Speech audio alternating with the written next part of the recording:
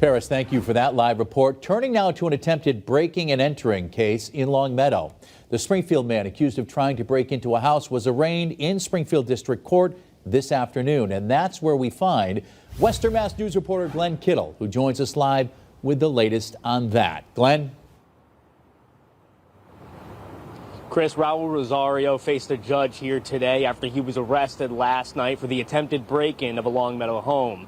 According to Longmeadow police, Rosario is also charged with assault and battery on a police officer, resisting arrest, and malicious damage to property on Longmeadow Street.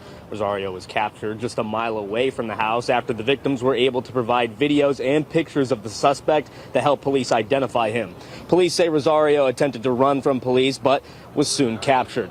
During Rosario's arraignment, he was ordered to have a $10,000 bond and was also ordered to be away from the Longmeadow residence. We'll continue to bring you updates on this case as we receive it. Reporting live in Springfield, Glenn Kittle, Western Mass News.